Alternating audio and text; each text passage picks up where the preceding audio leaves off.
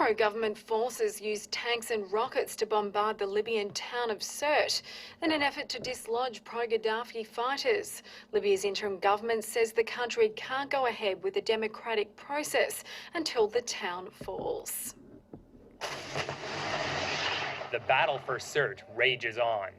Fighters loyal to Libya's interim government continue to bombard the coastal town, the birthplace of Muammar Gaddafi. They are hoping to dislodge the last few remaining supporters of the former leader, who was driven from power almost 2 months ago. Pro-government fighters also pushed into the center of town on foot, leading to pitched battles with the holdouts. Those pro-Gaddafi forces have reportedly been squeezed into a 2-kilometer square pocket. Clouds of smoke could be seen rising from the city, which has been besieged for weeks. Among the buildings hit by rocket fire, this house belonging to Gaddafi's family. We occupied this house last night. It's the third home of Muammar's wife, Safiya. As you can see, this is the room of one of the grandchildren of the tyrant Muammar. Libya's government has placed a priority on taking Sirte, saying the country cannot go ahead with the democratic process until the town falls.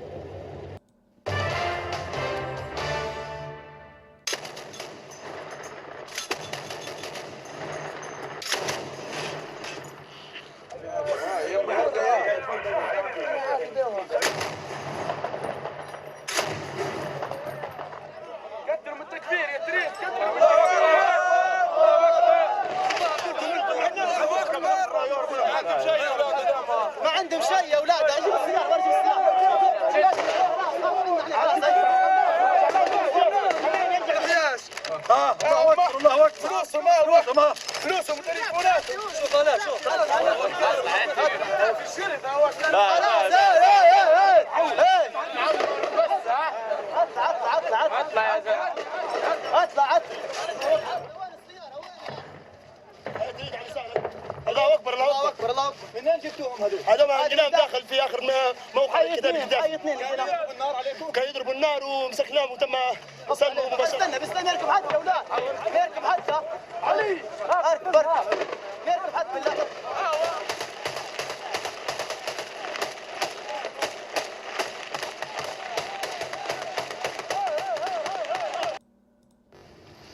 And over the weekend, the 8th Tibetan set himself on fire in protest of the Chinese regime's rule, according to Free Tibet. It comes right after a photo of the first monk who self-immolated emerges. 19-year-old Northu Dathul is a former monk, destroyed back in June 2010. He was said to have called out, "Tibet needs freedom," and for the Dalai Lama to return before setting himself ablaze on Saturday in Aba, 10 minutes to noon. Shortly after, Chinese police extinguished the fire and beat him, but eyewitnesses say Northu did not lose his life. His current whereabouts are unknown.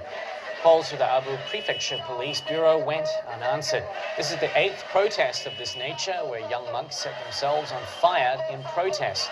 The first to do so this year was 21-year-old Punsog, who died one day after his protest in mid-March. A photograph of him has recently surfaced, likely taken right after police extinguished the flames. According to Free Tibet, many young monks are ready to die in a sacrificial act of desperation to draw media attention. There were reported pamphlets being circulated in the streets that said, quote, "Many more people were prepared to give up their lives in protest should Chinese policies continue."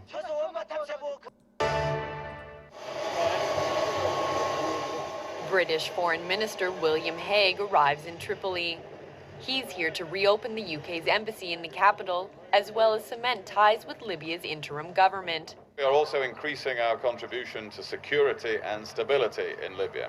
We're making available further support for emergency demining activities by the United Nations Mine Actions Service. This will help to protect thousands of people so that they can return to their homes. At the ceremony, guests watch as British officials hoist the nation's flag. Hague also met with the National Transitional Council leader Mustafa Abdel Jalil to discuss allegations of human rights abuses against captured Gaddafi loyalists. There have been allegations, and I will discuss those with the NTC leaders. Of course, I will raise those. It's very important that they keep that moral authority of treating people well. And I know that the leaders of the NTC are very committed to that, very sincere about that. Haig said Britain is to release billions of pounds worth of Libyan dinars the government froze at the beginning of Libya's 7-month uprising. Jessica Gray, Reuters. Hello everyone, welcome to Global Government News. Today is Monday, October 17th, 2011 on Darko. This is part 4, the final part for today. Please visit my website if you haven't already. It's ggnonline.com, and ddarko2012 is my YouTube channel. Okay, so this first article we have up, and I'm kind of mixing it up, finishing up with the War of Terror, Liberty, and Sovereignty.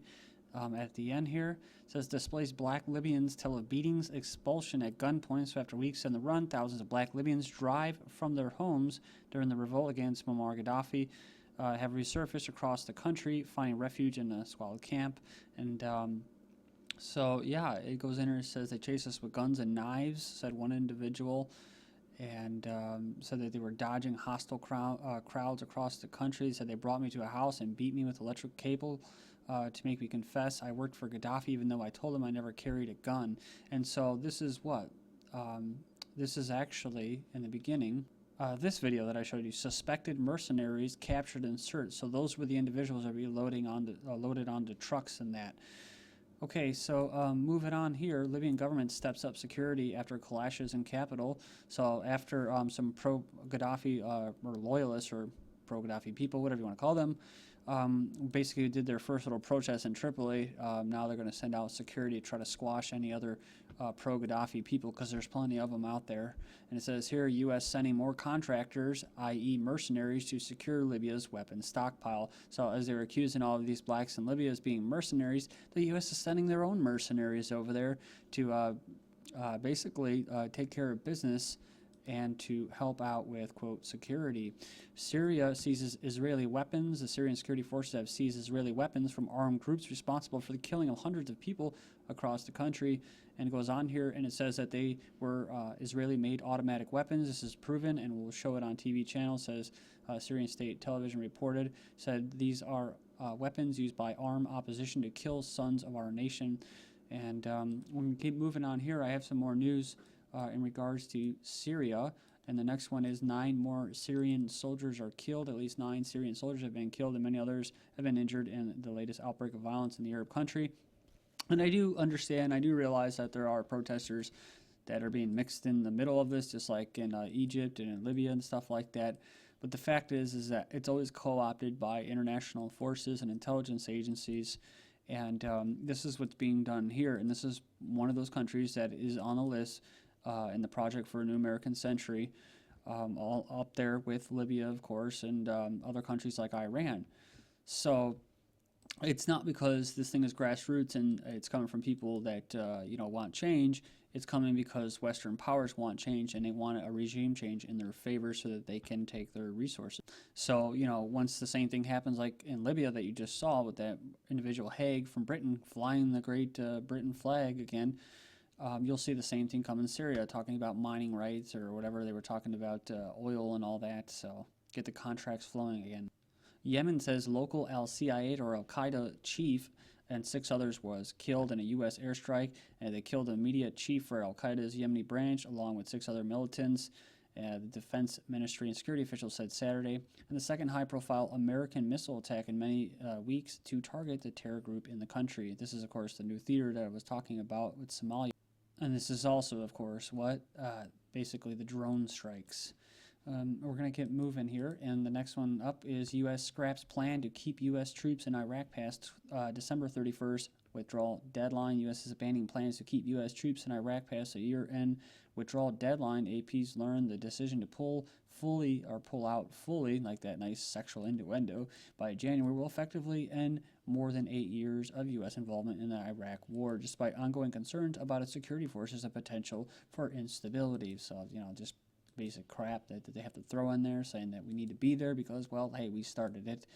So that's a good excuse for anything, right? I can go into somebody's house, kill all their family, and just say, hey, this is my house. I killed everybody, and if I leave here, there could be instability. I mean, people can come in here and squat, and they can come in here and take these people's stuff. I'm going to come here and I'm going to protect these people.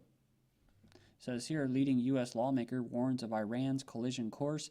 Leading Democrat warned Sunday that the U.S. and Iran are on a collision course, in quotes, as Tehran steps up its nuclear program and escalates hostilities with its alleged plot to kill the Saudi envoy to Washington. And this is Dianne Feinstein, and basically she said, oh, we don't want war with Iraq, but she did favor sanctions, and of course, this is what they're going to starve the people first, and then that, of course, will lead to support for their little green revolutions or color revolutions that the CIA wants to impose, and these a coup that will follow, like in Venezuela. It's just brewing. I could just see it coming. Another coup in Venezuela is.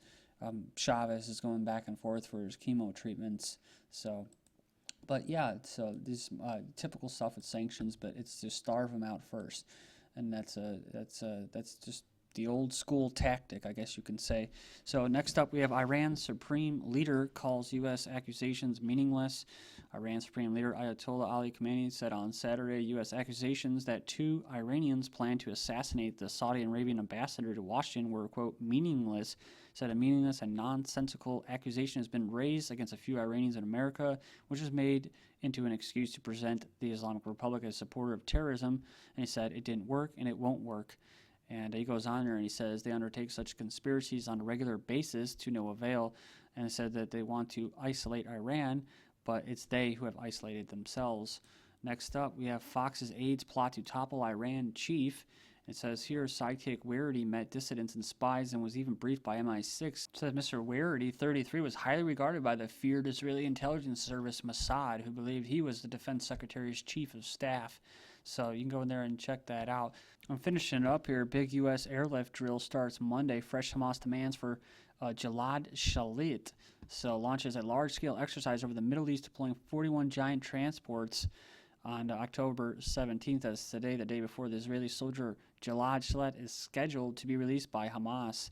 So, so basically military sources report that during this critical week, the exercises will end Friday and keep American air fleet in the Middle East skies ready to land at any moment for any contingency. It also says that Israeli, Egyptian, Saudi armies are also in a high state of preparedness.